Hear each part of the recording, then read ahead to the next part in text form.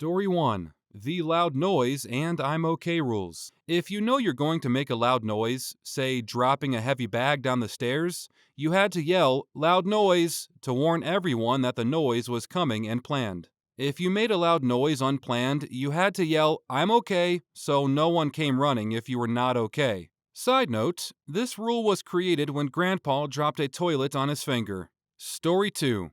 When we don't feel like cleaning the kitchen entirely after dinner or we leave junk in the living room, whatever the case may be, we're obligated to declare, "Who closed last night?" And then we blame it on the baby.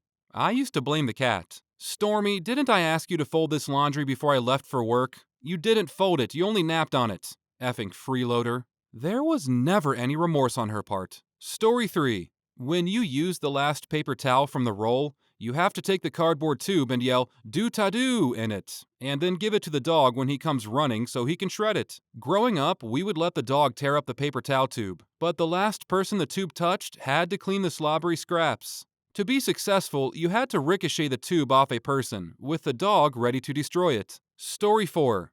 Winner of a board game is charged with putting said game away. It's a great way to minimize competition drama, because the winner gets to gloat about winning while tidying up, and the rest get to gloat about not having to tidy up. This is so much better than the traditions my siblings and I got into of actively making messes while singing "Loser Picks It Up." We grew up into civilized people, but this rule would have set us on the path a lot sooner. Story 5. When I was a kid, we had the Bernie rule. Whoever had the worst manners at dinner was Bernie, short for St. Bernard, like the big messy dog, and had to do the dishes. One time, my brother farted at the table, and my dad proclaimed, "You are Bernie. Nobody can take that from you tonight." So I decided to test that proclamation.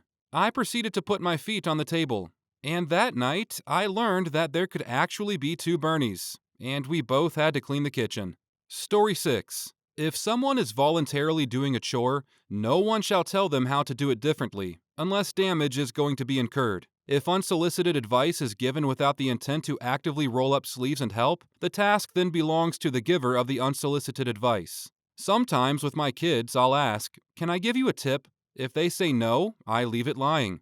If they say yes, I'll give them a tip. Usually, they are appreciative. Because I'm 51, I have swept the floor many thousands of times, and I've got ways to make it more efficient and easier. I do this with my daughter, too. She is very proactive and likes to tidy up and cook. If she is already in the middle of something, I ask her if she needs help or if I can recommend something that might help. She usually agrees to the advice.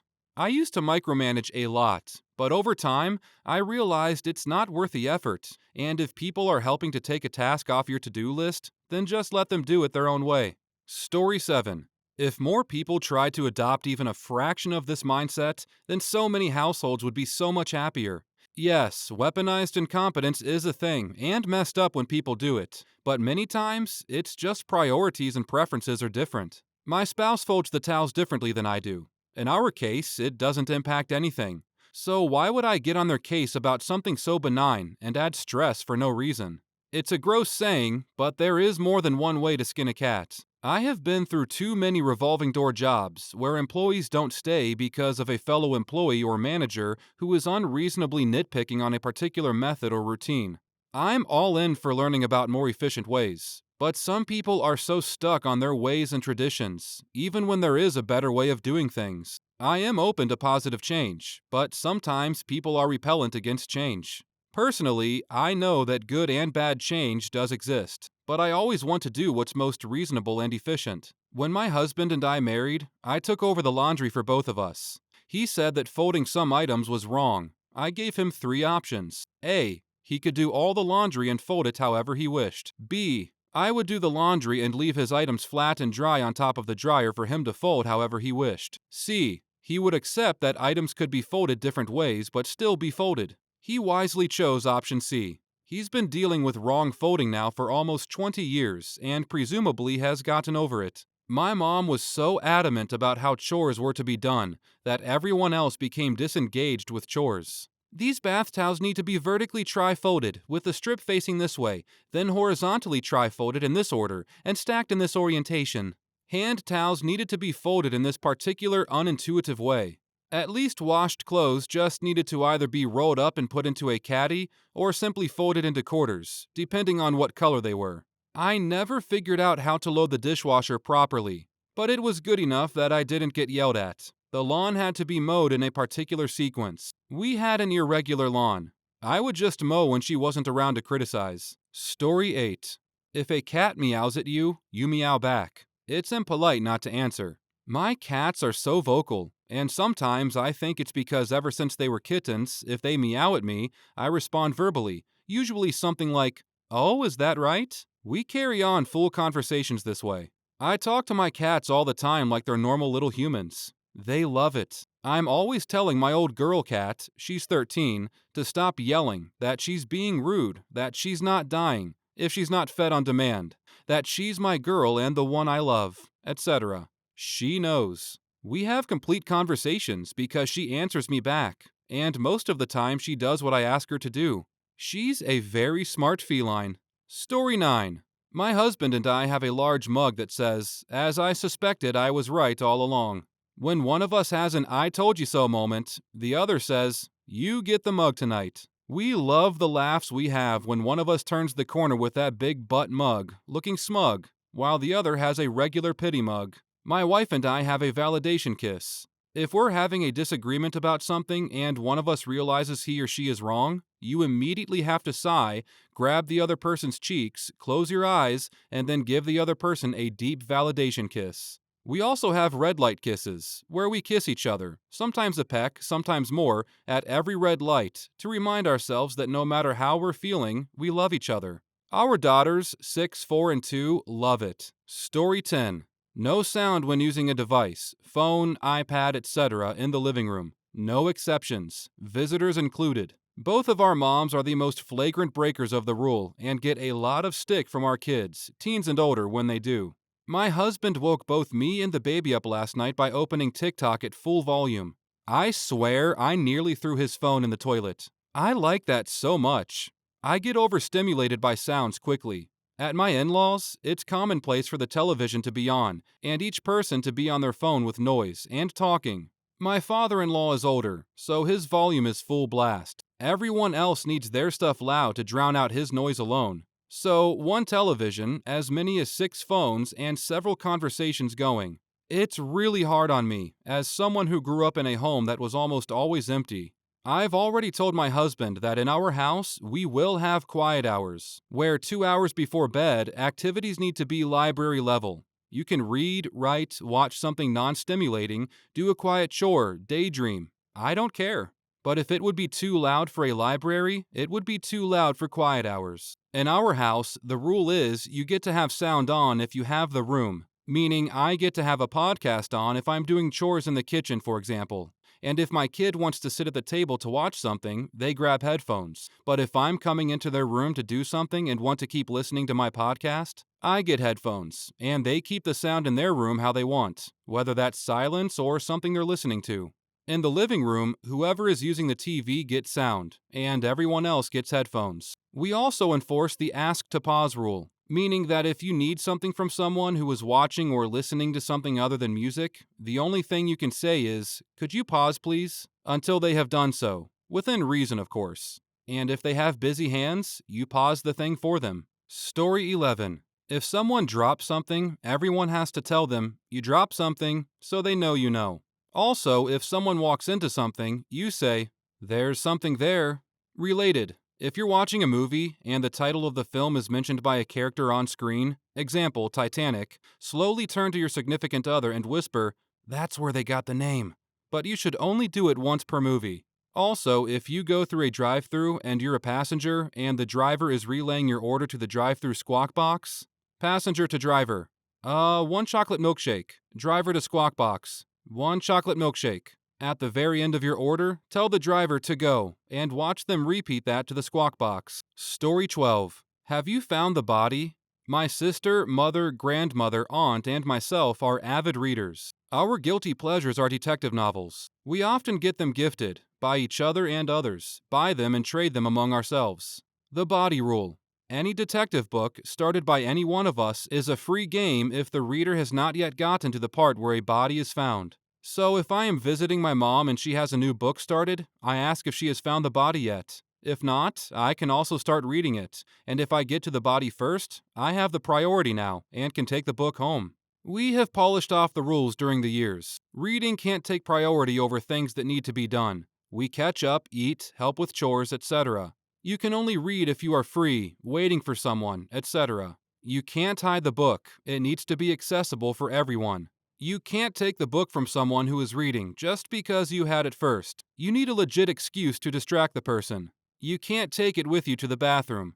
Missing people don't count. Encountered body parts do not count if the victim has a chance of survival. A leg is found but no body, so that doesn't count. Depiction of the murder doesn't count until the body is found by someone else. Absolutely no spoilers at any time. Story 13. The dinner table dumb joke of the day rule. When I was a child, my father would tell a dumb joke at dinner every night. It was probably one of the best memories from an otherwise plain vanilla WASP suburbs childhood. I did the same with my kids. Then when the internet was becoming more of a popular resource, I tasked each of my kids to take turns bringing a really dumb joke. It truly made dinner fun, because jokes are like potato chips. You can't have just one. And dumb jokes are frequently very funny in their own unique way. How many decades later, these jokes have become a highlight of family gatherings, as my adult children recall their favorites from the past 35 years. They now do it with their kids. They also still text me stupid jokes when they find them. It keeps them in touch in a nice way. It's goofy, but it really worked well in a huge way for us. Story 14. So, growing up, there were the better seats in the living room, and if you had one and got up, someone would likely grab it. So my siblings and I used to do this thing where we would say, X save, and even draw out the imaginary X on the seat. But one day, my brother pretended he had a fake eraser and erased the fake X, and took the comfy seat. So now we say, X save, no erase. And to this day, it's just a very natural thing to do and say when we're together. It has also passed on to the youngest generation. But oddly, we only do it at my mom's house. And we have longtime friends who even do it when they come over. I know it's funny, especially to outsiders, but it seems just so natural to all of us now that we hardly even notice when we do it. Here we are, we'll go into adulthood, and on holidays we are watching like hawks to see if someone gets up and forgets to say it, which rarely happens. And there are plenty of seats. At this point, it's more of a game. Story 15. Either my wife or I can do any chore when noticed. We thank each other for routine chores, as we appreciate each other. Same. The fact that my husband and I do this drives some of my family members insane. One of my aunts said, "Why should he thank you for something you're supposed to do as a wife?" I told her we are both working full time. Neither of us is a stay-at-home spouse, so when we use our limited free time to clean and do chores, we thank each other. We are building a life together, and no matter the task, big or small, it deserves to be recognized. I swear it matters. I do the dishes and get a thank you hug and kiss from my husband. Makes me feel good. He mows the lawn because he knows I hate yard work. I give him a back rub and thank him. Little acts of love matter. Story 16. Bandit, our aged Great Dane, gets the cushion on the far right of the orange couch. No exceptions, no asking him to move. That's his spot. Our dogs have their own chairs and are ottoman. It's a human chair that's covered and then has dog beds and blankets in it. On the rare occasion that we have enough company that we dismantle the dog part of the chair and reveal the actual furniture beneath it, if someone sits in the chair, all of the dogs stare at them the entire time they're sitting there. Story 17. Cleaning the kitchen means you wash the counters and stove too, as well as washing the dishes that don't fit in the dishwasher. Loading the dishwasher is not a clean kitchen. We have a similar rule, but it's a soft one. I'm the only one who follows it. I do dishes most nights anyways, but I'm masterful at maxing out the dishwasher capacity. My wife will leave a sink full of dishes and claim, "I rinsed them off." I will usually get everything in the dishwasher, or everything but maybe one large awkward pot or bowl, and I always hand wash it. I'm also the only one who cleans the stovetop. Story 18. If you fail to check for toilet paper before sitting down for a number 2, I will get it for you, but it will be thrown through the door as hard as humanly possible. Multiple rolls, ideally at your head. My kids now do this to each other too. I smile inside every time I hear screams from the toilet downstairs. I hope it becomes a tradition, handed down over many generations. Story 19. The house must be aired out every day, even in the dead of winter. My mom would always ask us to open our bedroom windows during the day. We would then close them in the evening to heat the house if it was cold. But during the day, windows open, and often the ranch slider in the lounge as well. I still do it now when I live in my own little place. My kitchen and bathroom windows are always partially open, even overnight, and my bedroom ones get open during the day and closed at night, so I can run the heat pump. Story 20. There are 3. Nacho Tax. When Dad makes kids food, he gets one decent bite of the food. Not the best or epic bite, but a solid representation of that food. The last chocolate chip cookie is Dad's. The last peanut butter filled pretzel bite was my younger daughter's. All other foods, no reservations. When kids come to spend the night, I'd make pancakes in the shape of the first letter of their name. Payment for first pancake is that they must commit to either pulp or non-pulp OJ, and their name and preference recorded on a list taped on the inside of a cabinet for posterity. My kids are all grown now, and I've moved, but still have the OJ list, and 18 years worth of data. It's 50-50. Story 21. If an item in the kitchen has not been opened, you may not open that item. Only the person who purchases the milk, Oreos, pasta, and cheese may open the item. So ingrained in us as adults, I am immediately alarmed seeing someone open things they did not purchase. And born out of years of my folks carefully crafting grocery lists and planning meals, only to find the chips for nachos night have long since gone stale. The cream for potato soup is gone, and our lasagna will be without mozzarella, courtesy of the No Mercy children snacks. Story 22. I live with 3 grown men, my partner and 2 roomies, and I guess ours is that no matter what happens, the ship shall not sink. Wi-Fi bill is due. Whoever has the most money is available to pay it. Dishes need to be done. Who has the day off or has the energy to manage it? We all feed each other's pets, water each other's plants, and there's a huge amount of emotional permanence. We can confront one another about any issue cordially and have discussion. There is almost never any yelling or hostility or pettiness. Story 23. There's a bathroom only my grandma uses. You ask which bathroom is the guest bathroom every time she moves. If she hasn't moved out and you've forgotten which bathroom is the guest bathroom, you're expected to ask for a reminder. People have been banned from her house over it. There's never been anything worth stealing before, so we don't know what she expects. Story 24. If one of the toddlers asks for Knuckles, fist bump, you give Knuckles. We rinse sauces and dips off of the plate before setting it in the sink. If you see something on the floor, pick it up and throw it away, or put it where it goes. Mom, me, will go into the children's bedrooms to retrieve laundry. If you are big enough to dress yourself, you are big enough to make sure it goes into the hamper. If it is not in the hamper before bed, it will not get washed that day. Story 1. The 3-year-old daughter had to watch this VHS tape of a live Fleetwood Mac concert before bed. I was like, okay, cute. That's adorable. 3-year-olds love the weirdest things. She's so quirky, and this will be fun. But she didn't love it. She always wanted to watch Land Before Time instead, but it was always on the note left for me, like pager number, pediatrician, chicken soup for dinner is in the fridge, and watch Fleetwood Mac at 6:30 before bed. Obviously, the family eventually found out I wasn't making her watch it, as I had no fucking reason to believe it was a secret. They were clearly upset by this, and I was never called back to babysit, so that was weird. Story 2. Not a rule, but a single mom once told me to use the bat by the door in the event the kid's father comes by and tries to take them. That was pretty weird and uncomfortable. Story 3. I was 13 and was babysitting my neighbor's kids. It was my first time, so the parents walked me through all the rules about the bathroom and TV and food and bedtime, etc. Just as the parents were taking off for the night, the mom came back in and whispered to me, "Don't go in the basement." As a teenager in the 80s, my mind went to all the scariest movies that had basements. I avoided the door to the basement all night until I had to put the kids to bed. Then I walked slowly to the door and put my ear against it. I heard what sounded like whimpering, and then it sounded like a sad laugh. I ran to the couch and started watching TV to get my mind off of it. But then I heard something fall in the basement, and I knew someone was down there. I really don't know how I got the courage or stupidity to do it, but I went over and opened the door. The whining instantly got louder. I went down just 3 or 4 stairs so I could peek down, and I saw a goat. Not a ghost, a goat. As soon as the goat saw me, he started bleating loudly. It scared the crap out of me. I went upstairs and the goat was still bleating loudly, so much that it woke up the kids. The oldest girl came out and said, "Did you open the door to the basement?" I said, "Yeah, why?" She asked, "When you do that, Carlos thinks you're going to feed him and he starts yelling."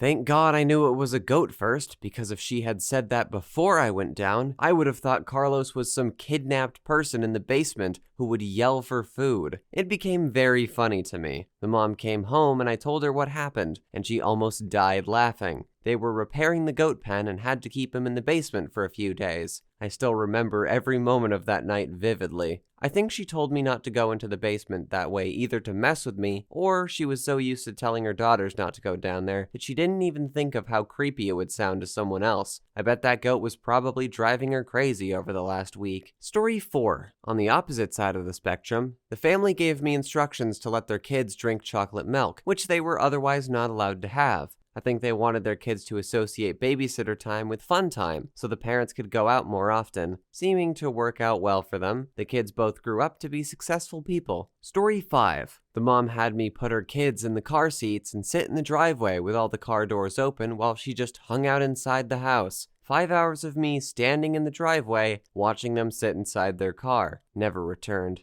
As for people asking why I didn't take them somewhere, she specifically asked me to just sit in the driveway with them. I also didn't have my driver's license yet, so I couldn't have taken them anywhere even if I wanted to. The kids were twins who were 4 years old, I think. They were weirdly well behaved and didn't complain about what we were doing. To this day, I have no idea what she was doing inside or why she didn't just let them play in the yard. I am just as confused as you. Story 6. I used to babysit for this family when I was in high school, in the 80s, and they had no books or reading material of any kind, except that there would usually be like 2 sections of the Wall Street Journal and a running magazine lying around. No books. Anyway, once I went over there, and the mom told me like 9 times, begged me, not to eat the box of Nilla wafers that was in the cupboard because she needed them for a recipe the next day. Begged. I was like, okay, got it. They're totally safe because I don't even like vanilla wafers. She kept mentioning it, and it was the first thing she asked me about when they got home.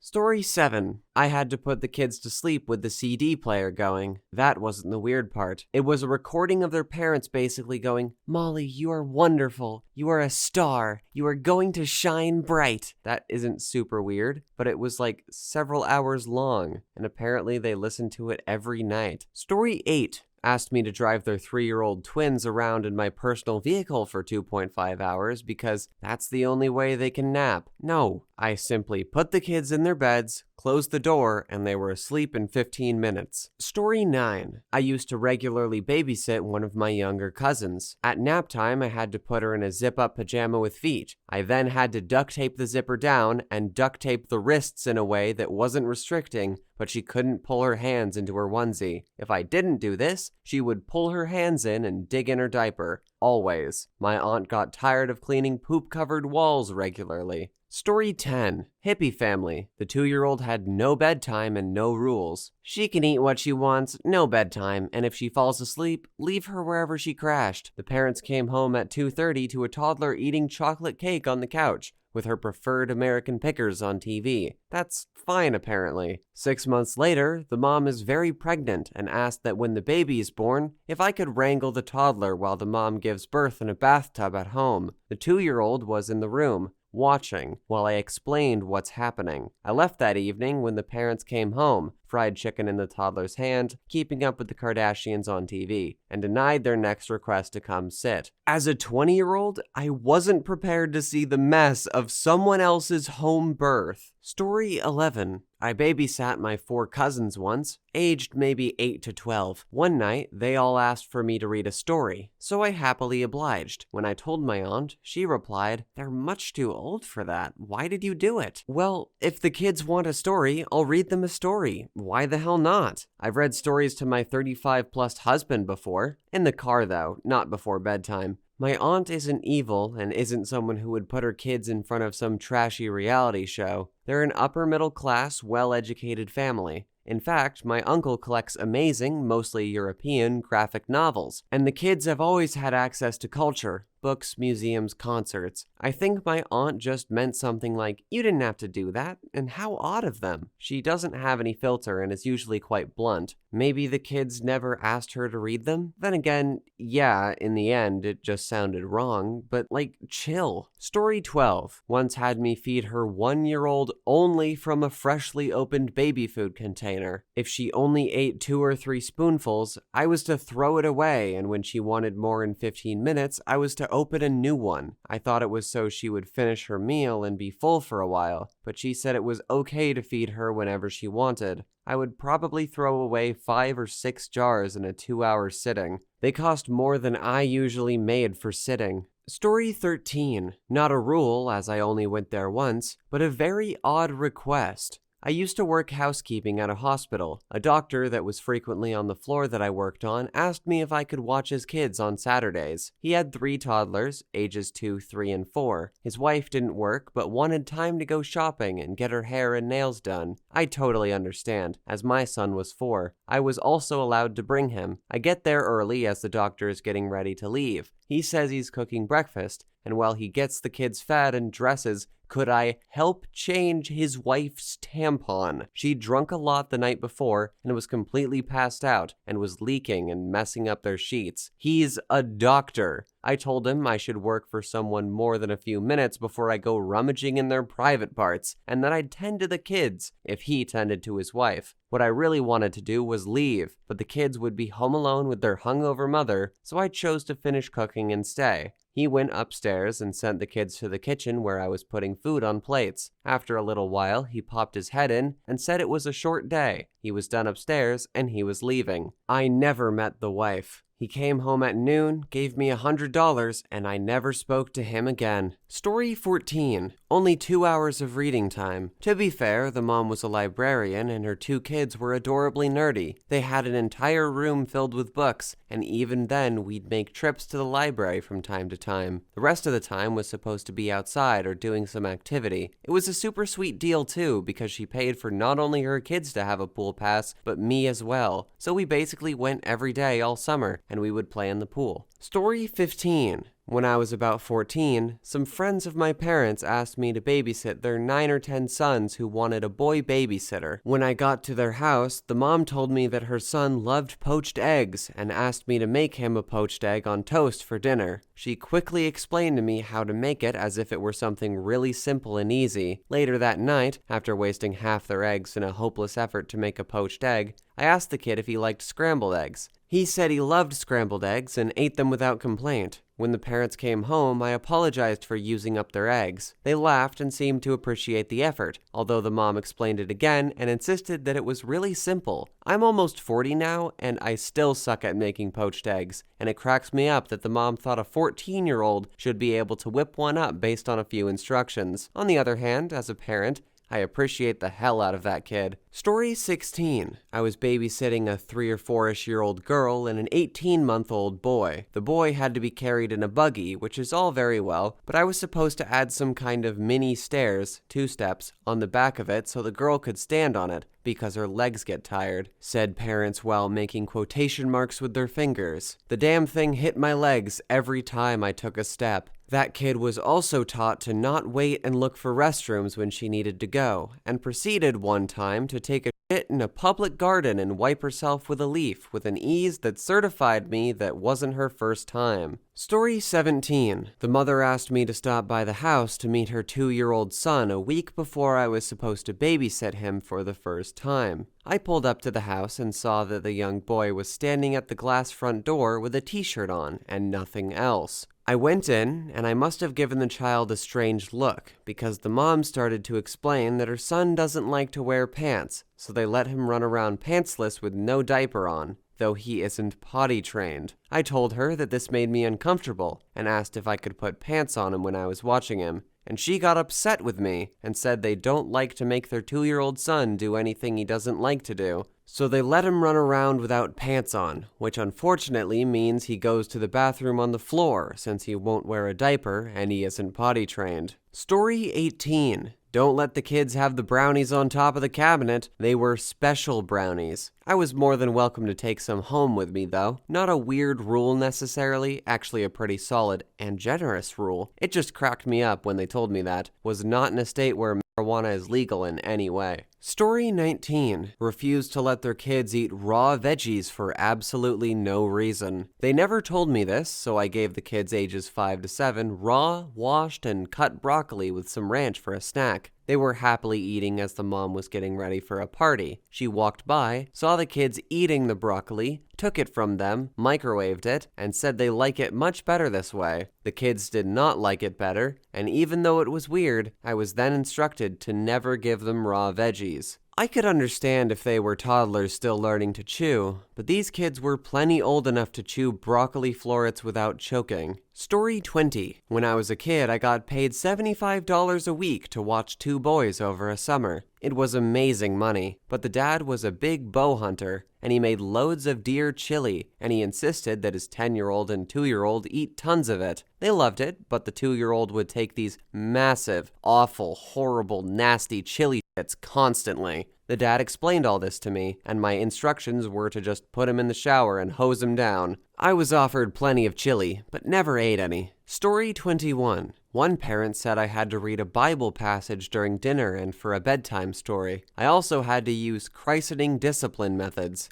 To this day, I have no idea what she meant, but if the kids acted out, I would just say, "Would the Lord like you doing that?" Had to make the kids pray every 15 minutes. I thought it was a bit much, but gotta respect it. Another one said I had to do this really complicated skincare routine. Maybe the kid's skin is sensitive. No, the kid was fine. The mother was just obsessed with that whole glass skin fad. Story 22. I never really had any rules to follow, but I did have one terrible mother. The mom asked me to babysit her 3 kids overnight. As I was in high school, I couldn't do it, so she said she could be back by 9 p.m. I figured it was fine and let my mom know, even though they only lived a few houses away. The kids were great. We played around, watched a movie, I fed them and put them to bed. 9 p.m. rolled around and the mom was nowhere to be found. She hadn't left a number to reach her, and I figure she was just running behind. I cleaned up and watched some TV while waiting for her. 10 p.m. hits, not home. 11 p.m., nope. Finally, at around 12 p.m., I called my mom. I explained what's up, that I'm tired and have school in the morning, etc. She agrees to come and stay away from the house with the kids till their mom shows up. Turns out she didn't come home until around 10 a.m. the next morning, long after my mom had called CPS. She gave my mom $20 for 16 hours of babysitting. None of the neighborhood kids were allowed to babysit for her after that. Story 23. This was way back in the mid-90s. Remember before we had DVR and all that jazz, and the only way to see what was currently on each channel was to whip out your TV guide or bring up the TV guide channel on your TV and watch the scrolling bars until you found something decent? In the early and mid-90s, advertisers figured out that the TV guide channel was a great advertising medium and would show ads on the top right of the screen and compress the scrolling shows playing now. The parents wouldn't allow me to turn on that channel because of the questionable content of the ads for things like laundry detergent or PG movie previews. The kids were 8 and 11 and were allowed to watch only a very select subset of shows that were usually geared towards kids 5 years younger than them. Nickelodeon was banned in that house, as were the words shucks, hate, and darn. Story 24. Not necessarily a rule, but the first time I went to their house, they told me about their daughter's very serious peanut allergy and walked me through the EpiPen, prevention, phone numbers of their neighbors who were doctors. All fine so far. I took this very seriously. But then the mother puts her hands on my shoulders and said, "If she dies, we won't blame you. It won't be your fault." While I appreciate the thought, this freaked me the hell out, and I was 100 times less comfortable. Story 25. I'm a professional nanny, and one of the families I worked for had a strict no games rule. Not as in video games, but as in any game that could have a winner and a loser. No board games, no tag, nothing. Winning and losing leads to hurt feelings, was their explanation. I'd have to stop the girls anytime they said something like, "I bet I can get to the end of the driveway faster," and remind them, Mom and Dad said say no competition, remember? Everything had to be perfectly equal or the parents would lose it completely. I fired them as clients shortly after. Story 26. No calling the radio station. This was after I'd let their 10-year-old daughter call a local radio station to ask the DJ who he thought was hotter, Garth Brooks or Alan Jackson. The DJ, as I recall, told the kid to fuck off and hung up. This was also during the early 90s, when Garth Brooks was kinda cute and looked less like a potato in a cowboy hat, and Alan Jackson was panty-dropping smoking hot.